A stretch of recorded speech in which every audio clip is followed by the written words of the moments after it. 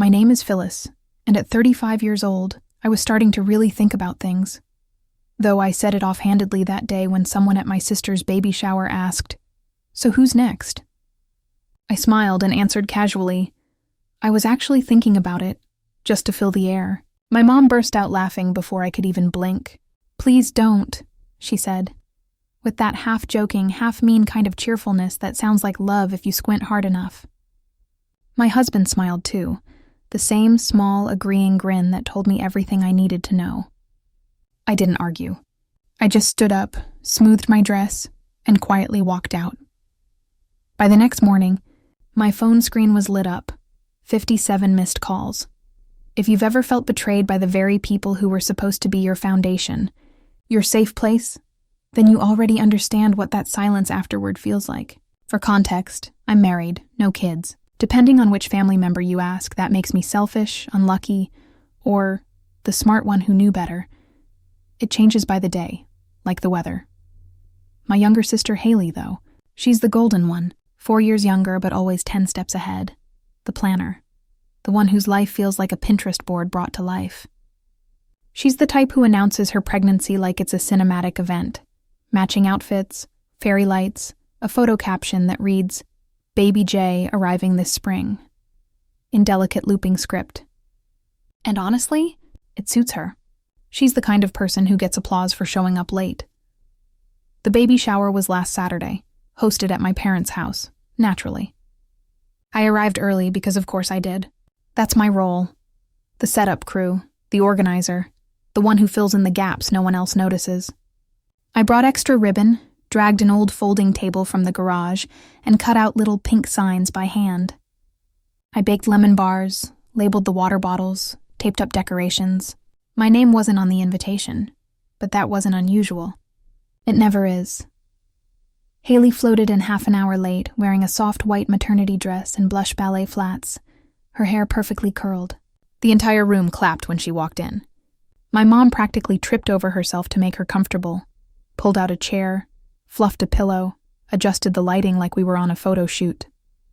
I was still kneeling by the cooler, rearranging bottles of water because apparently the fun aunt job also includes catering. Fun aunt, that's what they call me. It's meant as a joke, but it's always felt like a label with a wink. The one who never grew up. The one who doesn't take life seriously enough. The joke everyone agrees on, but no one owns. Across the room, my husband Mark sat near the fireplace, scrolling through his phone, detached as ever. He didn't even look up when I passed by him. Not once, not twice, but 3 times. That's just us. He doesn't step in unless prompted, and even then, only if my tone is soft enough to make him want to. I was adjusting my Spanx behind the veggie tray when Haley's best friend, Bree, clapped her hands and said, "Okay, last game, guess who's next?" I should have seen it coming. All eyes turned toward me. The room buzzed with amusement. I smiled. That automatic, tight-lipped one that says, "I'm fine. This is fine." I was actually thinking about it, I said lightly. The tone was playful, but the truth inside it stung. My mom let out a laugh so loud and genuine it made my stomach twist. "Please don't," she said between gasps, still grinning. Haley snorted into her mocktail. Bree giggled. Mark smiled, not kindly but knowingly. That smile that says, "Yeah, that sounds about right." For a second I stood there, frozen. Maybe I misheard. Maybe they didn't mean it that way.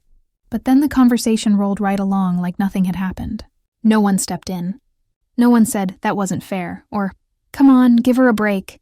Instead, someone joked about Haley having twins. Someone else claimed first dibs on holding the baby. I didn't cry. I didn't yell. I didn't flip the dessert table or rip down the glittering "Oh, baby" banner I'd spent the morning hanging. I just set down my paper plate, picked up my purse, and quietly walked out the front door. No one followed. No one called after me. The drive was silent. I didn't have a destination, just a steering wheel beneath my hands and a lump in my throat that refused to dissolve. I ended up at my friend Dana's place. She's been in my life since college, my anchor through bad haircuts, breakups, layoffs, everything. When I texted her, "You home?" she didn't ask why. She just replied, "Doors unlocked." She met me in the hallway with a blanket and half a leftover pizza. No questions, no forced cheerfulness. We sat on her couch in old sweatpants, the TV flickering quietly with reruns of some forgotten sitcom. I didn't have to talk. She didn't need to ask. That night, I fell asleep on her pull-out couch under a weighted blanket, her cat curled near my feet. When my phone buzzed in the morning, I reached for it instinctively, then froze. 57 missed calls. 8 from my mom, 6 from Haley, 3 from Bri, the rest from Mark. The family group chat was alive too, unread messages piling up. But not one of them said, "I'm sorry." And that was the moment I understood something that had been quietly building for years. This wasn't new. It wasn't one bad joke or one cruel laugh. This was who they were. This was how they had always seen me. Only difference. This time I didn't stay to play along, and I didn't feel guilty. Not yet. That morning I didn't open any of the messages. I just stared at the list of names like a guest list for a party I never agreed to attend. My mom's last text read, "Can we talk?" No apology, no acknowledgement, just the assumption I'd smooth things over again. Mark's message was even shorter. "Can we fix this?" I didn't reply. I just lay back, pulling Dana's blanket up to my chin, staring at the glow-in-the-dark stars on her spare room ceiling, the ones I'd helped her put up for her niece years ago. Back then, I thought they were cute. Now they felt like tiny reminders of who I used to be. The version of me who still believed being good and helpful meant being loved. I wasn't angry yet. Just hollow. Then memories started rising. Small, sharp ones I'd long dismissed as nothing. 4th grade, the time I got a nosebleed and my aunt joked, "Phyllis always finds a way to make everything about her." Everyone laughed. High school. When I made honor roll and my mom said, "Well, it's not like she has anything else going on." College. When I slipped on the ice and Haley told our cousins, "Phyllis can make gravity feel secondhand embarrassment." They laughed. I laughed too, because being in on the joke was safer than being the target of it. That was the unspoken rule in my family. Mockery meant inclusion. Silence meant exile. So I learned to laugh through every bruise that didn't show. And maybe that's why I married Mark. The realization hit like a glass shattering in slow motion. I didn't marry him because he was kind. I married him because he was familiar, because his teasing felt like home, because I mistook that ache, that constant low hum of being slightly diminished, for comfort, for love. I remember the night I introduced him to my parents. My mom had said, "He's got your sense of humor," like it was high praise. Mark had grinned and replied, "Guess I passed the sarcasm test." We all laughed. I thought I was being seen. I didn't realize I was being tested for endurance. The next morning, Dana was in the kitchen making eggs. She slid a mug of coffee toward me without a word. "You okay?" she asked after a beat. I nodded. Then I shook my head.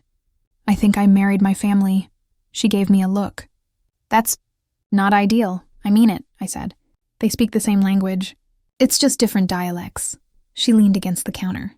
"You ever said that out loud before?" "No," I admitted. I didn't even know I felt it until now. I sat at her table and opened my phone, not to check texts, but to start writing. A new note. I titled it, "Why I Left." And then I began listing everything.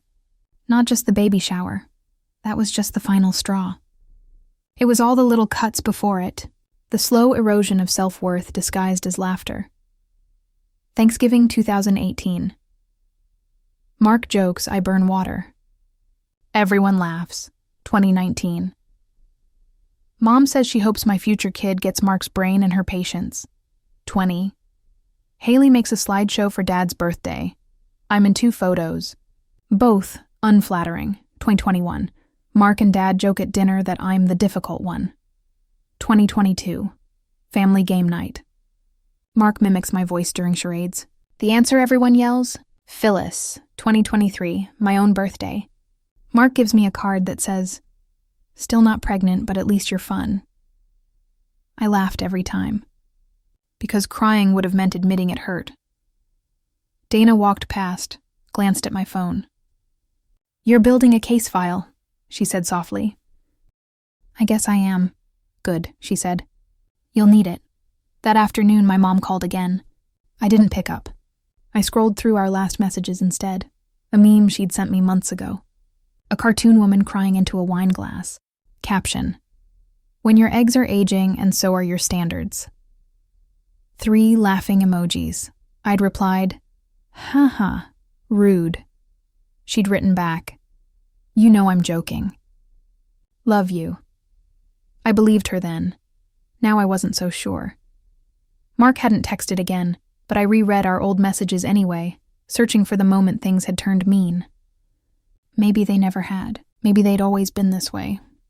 The time I tripped and he said, good thing you're pretty. The time I cried during a commercial and he said, you're a walking hormone. The time I bought a new dress and he said, A for effort. The time I told him I wanted to write a novel and he just smiled and said, that's cute. I used to think those were jokes. Now I know better. And he said, why? We already have enough struggling authors. And every time I said something, he'd grin and go, relax, I'm just messing with you. So I relaxed, or tried to. And I slowly stopped sharing my wins because they'd become punchlines. I stopped trying new things because they'd become material. I stopped dreaming out loud. I just stopped. The last thing I added Tommy note that night was I used to think love was about finding someone who gets your humor. Now I think it's about finding someone who never makes you feel like the joke. I didn't know what I was going to do next, but I knew I couldn't go back. And for the first time in years, that thought didn't terrify me. It felt like freedom. I told Mark I'd be coming by to get my things. Just some essentials, laptop, charger, notebooks, the good blanket he always borrowed and never folded. He didn't ask questions, just said I'll be here. When I pulled into the driveway, the porch light was on. The lawn looked slightly overgrown, which surprised me. He was usually obsessive about trimming the edges. For some reason, that made me feel better, like I wasn't the only one falling apart. Mark opened the door before I knocked. He smiled like we were picking up dinner, not picking through the ruins of our marriage. I'm glad you came back, he said. I didn't come back, I replied. I just came to pack, he stepped aside. I walked in the house, smelled like takeout and some kind of new air freshener. Fake lavender something, trying too hard to feel normal. I went straight to the bedroom. My duffel bag was already on the bed, unzipped like he thought I might stay. I didn't. You don't have to do this, you know, he said from the doorway. They didn't mean anything by it. My mom laughs like that all the time. I wasn't talking about your mom, I said, folding a sweater. He tried again. I mean, yeah, maybe the joke landed wrong, but everyone was drinking. It was a party. I looked up Mark. It wasn't just the baby shower. It's every time he frowned. Every time what? You make me the joke. He opened his mouth, closed it again, then smiled like this was a test. Hey, I'm sorry.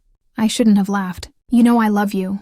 Do you? He blinked. Of course I do then. Why does it always feel like I'm auditioning for a part I already have? He rubbed the back of his neck. What are you talking about? I pulled my phone from my purse and opened the notes app. I made a list. A list? I started reading. Come steady, no theatrics. Thanksgiving 2018. You told your cousin I don't cook. I assemble New Year's 2019. You. Introduce me as your emotional support wife at your office party. Valentine's Day 2020. You gave me a card that said, you're still the weirdest girl I know. Don't ever change, but maybe do. He laughed under his breath, then stopped. When I looked up, you kept track of all this. I stopped pretending it didn't matter. I sighed. He shook his head. It was all in good fun. That's just how we are. You give it right back. I stared at him. When he didn't have an answer, he crossed his arms instead. So what? Now I'm the villain just because I don't sugarcoat everything. No, I said you're not the villain. You're just the echo. He squinted. The what? The echo of every joke my family made about me. You fit right in, because I was trained to find that comfortable. I thought teasing was love because that's all I knew. Silence. Then his voice quieter. You never said any of this. I didn't know how to name it until now. My phone buzzed. I checked the screen. Group chat. Haley had posted a photo from the baby shower. Me frozen mid-smile holding a paper plate. The caption said, at least some of us can take a joke. I put the phone down, didn't reply. Is that what this is about? Mark said, gesturing at my phone. Some caption, some meme. This is about you thinking. The only way to connect with me is through sarcasm, I said, and me thinking that meant I mattered. He looked genuinely stunned. I pulled an envelope from my bag. Not thick, not final, just the beginning. "What's that?" he asked. "Separation agreement." He didn't take it. "I'm not staying married to someone who laughs when I'm humiliated. I'm not doing it anymore, Mark. This is crazy." "No," I said. "Crazy is staying." I zipped the duffel bag, slung it over my shoulder. Mark followed me to the front door. "So what now?" "You're just going to be alone." I looked back at him. I already was. As I stepped outside, my phone buzzed again. A message from my mom. "Can't we all just move on? Haley's hormonal.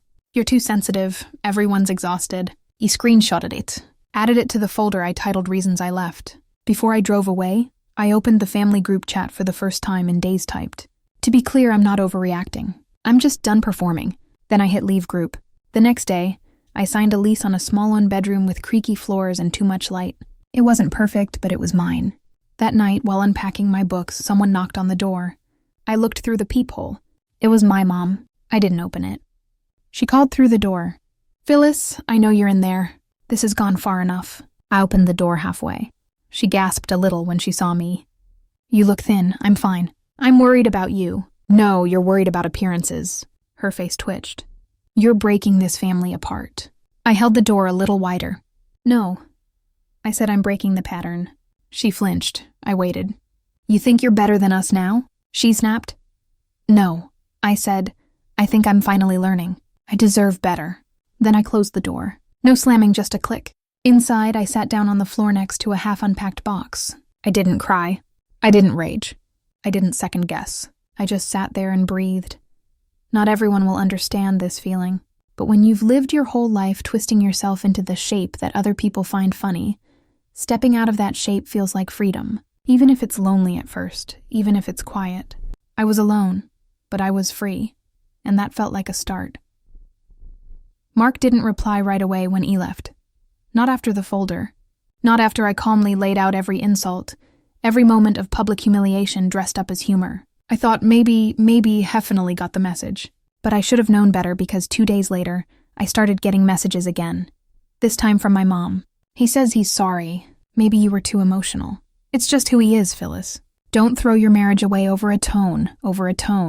That's how she described what happened. Like he didn't flat out humiliate me in front of a room full of people, including her. Like it was a misinterpreted email or a misplaced comma." Then Haley jumped in. I guess they couldn't resist trying a group effort. "You were the one who brought drama to my baby shower. We were having fun, Phyllis. You took it too far. Just laugh it off like everyone else. Like I hadn't spent my entire life laughing it off. Laughing while they tore me down. Laughing while they made me the punchline. Laughing until I forgot what real joy even sounded like." That was the final line in Haley's message. "You used to know how to take a joke." I didn't reply. I just set my phone down and walked outside barefoot into the cold just to breathe. Just to feel the air on my face. And then I did something that changed everything. I posted a message in the family group chat. "You're right, I used to laugh. I used to take it. Used to believe that if I could be the cool one, the easy one, the one who didn't make waves, maybe one day you'd love me the way you love Haley. But I don't need that anymore. I don't need your version of love. I don't need your version of family. I'm done." And I left the group. Not even 5 minutes later, my mom called. I let it go to voicemail. Mark tried again too. This time he left a long message. 4 minutes and 37 seconds of guilt, excuses, and finally panic. "You're just going to walk away from everything from me. You don't even care about the vows we made. You've always been dramatic. This is just another meltdown. You'll calm down." And then this line, "If you divorce me, you'll be proving them right." My family, his family, everyone who laughed at me and called it love. I didn't respond. Instead, I packed up the rest of my things from our house and moved into a temporary sublet across town. I paid Therent in full up front and gave my lawyer the go-ahead to prepare the actual divorce paperwork. That's when things escalated because they didn't take the hint. Mark showed up outside my building, buzzed every apartment until someone let him in. I found him waiting outside my door holding flowers. "Phyllis," he said like we were in some sad movie. "Come on, you proved your point. You made your little scene. But this isn't you." "I think it is," I said. "You just never bothered to see it." He stepped closer. "So that's it. 10 years down the drain." "No." I said, 10 years down the drain is what would have happened if I stayed." He grabbed my arm, not hard, but firmly. "I'm not letting you throw this away." I pulled back. "Then you're not hearing me." That night, I called my lawyer and asked her to finalize the paperwork as soon as legally possible. I signed everything 2 days later. Remote notarization, 1 Zoom call. A stack of documents. Done, or so I thought, because my mother decided to have one more go at me. She showed up at my door with a Tupperware of stew and a speech about how family is complicated, and you're overreacting, and you'll regret being so cold one day. I let her talk, and then I asked one question. Would you have laughed if it were Haley? They were mocking. She blinked. Didn't answer. That's what I thought. I said, please don't come here again. She left the Tupperware on my front step and walked away. I didn't eat it. The divorce was finalized a few weeks later. I didn't make a post, didn't tell anyone, just signed the papers, and walked out of the notary's office into the freezing air, lighter than I had felt in years. Mark sent one last email. I hope you're happy. I didn't reply, but I was. Note immediately, not completely, but for the first time, I felt like I was living in a world that belonged to me. A year later, everything was different. I met someone new, not on a nap, not at work, just at a friend's game night. His name was Eli. He was kind, steady, the kind of man who didn't need to be the loudest voice in the room. To be heard, he never once made a joke at my expense. He made him laugh. Yes, but never at myself. Never to cut me down. He laughed with me, not at me. And that I realized was everything we got married quietly. No big announcements. No guest list drama. Just a courthouse, 2 rings, and a breakfast afterward at a diner that served too much coffee and not enough sugar packets. It was perfect. Then this spring, I found out I was pregnant. I didn't cry. I didn't panic. I just sat in the bathroom holding the test and whispered, okay, let's do this right when I told Eli. He grinned like a kid at Christmas and said, she's going to have your eyes. I asked how he knew it was a girl. He shrugged. I just do. I haven't told my family yet. They send birthday texts now. We see each other once a year, maybe twice. Polite visits, stiff conversations. Haley still thinks I'm going through a phase. That's fine. They don't know about the baby yet. I'm not hiding it. I just haven't decided if it's worth the emotional math. But I know one thing for sure. My daughter will never wonder if her dreams are funny. She'll never hear her fears turned into punchlines. She won't be the family clown or the scapegoat or the one who's too serious. She'll be a person, a whole, complete, brilliant person. And I'll protect her like I wish someone had protected me. I'm still not sure if I overreacted or if it just took me too long to finally react at all. Either way, thanks for sticking with me. Really, if you think I did the right thing or didn't, let me know in the comments. And if you want more stories like this, go ahead and subscribe.